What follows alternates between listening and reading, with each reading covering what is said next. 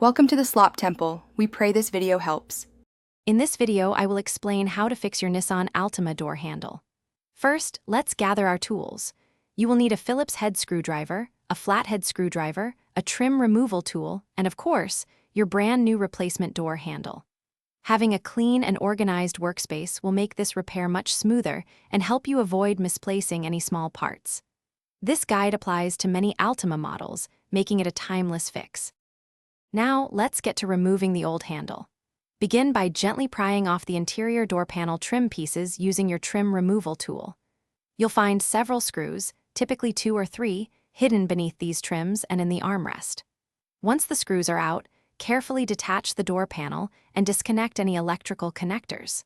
Finally, locate the 2 rods or cables connected to the handle and unclip them before unscrewing the handle's mounting bolts.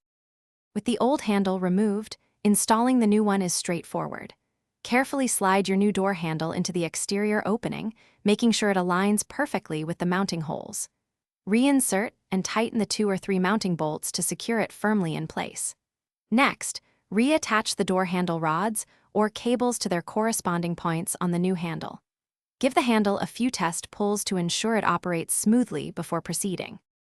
Almost done, now it's time for reassembly and a final check. Reconnect all electrical connectors to the door panel, such as for the power windows and locks. Carefully align the door panel and snap it back into place, ensuring all clips are secure. Reinsert and tighten any screws you removed earlier.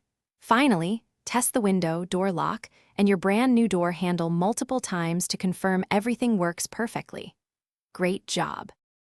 Thanks for watching. Consider subscribing if we helped you.